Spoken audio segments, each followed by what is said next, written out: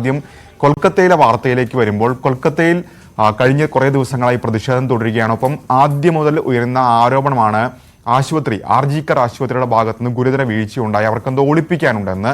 ഇപ്പോൾ ഏറ്റവും ഒടുവിലായി പുറത്തു വന്നിരിക്കുന്നത് ഈ കൊല്ലപ്പെട്ട ജൂനിയർ ഡോക്ടറുടെ കുടുംബവും ഒപ്പം തന്നെ ആശുപത്രിയിലെ ഒരു ഉദ്യോഗസ്ഥയും തമ്മിൽ നടത്തിയ ഫോൺ കോളുകളാണ് പുറത്തു വന്നിരിക്കുന്നത്. 3 ഫോൺ കോളുകൾ, അതായത് ഈ ബലാത്സംഗത്തിനിരയായി കൊല്ലപ്പെട്ട ശേഷം ഈ കുടുംബാംഗങ്ങളുമായി നടത്തിയ 3 ഫോൺ കോളുകൾ, ഏതാണ്ട് 8 മിനിറ്റ് നിൽക്കുന്ന ഫോൺ കോളുകളാണ് ഇപ്പോൾ സാമൂഹ്യ മാധ്യമങ്ങളിൽ ചർച്ചയായിക്കൊണ്ടിരിക്കുന്നത്, വൈറലായിക്കൊണ്ടിരിക്കുന്നത്. ഇതിൽ ആദ്യത്തെ ഫോൺ കോൾ വരുന്നത് 10:53-നാണ്. അതായത് ഓഗസ്റ്റ് 9-നാണ് ഈ ജൂനിയർ ഡോക്ടർ ബലാത്സംഗത്തിനിരയായി കൊല്ലപ്പെടുന്നത്. അതിനുശേഷം 10:53-ന് ആദ്യത്തെ ഫോൺ കോൾ കുടുംബാംഗങ്ങൾക്ക് ലഭിക്കുന്നു.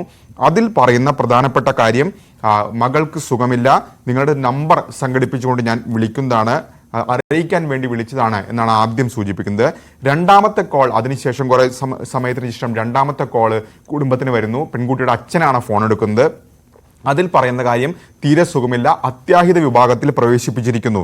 എന്താണ് സംഭവിച്ചതെന്ന് എനിക്ക് പറയാൻ കഴിയില്ല, ഡോക്ടർമാർക്ക് മാത്രമേ പറയാൻ കഴിയൂ എന്ന് പറയുന്നു. അപ്പോൾ അച്ഛൻ ചോദിക്കുന്നു, നിങ്ങൾ ആരാണ് വിളിക്കുന്നതെന്ന്. ഞാനൊരു ഡോക്ടറല്ല, മറിച്ച് അസിസ്റ്റന്റ് സൂപ്രണ്ടാണ് എന്ന പ്രതികരണം അവരുടെ ഭാഗത്തുനിന്നുണ്ടാകുന്നു. മൂന്നാമത്തെ കോളിലും ഇതേ ഉദ്യോഗസ്ഥ തന്നെ വിളിക്കുന്നു.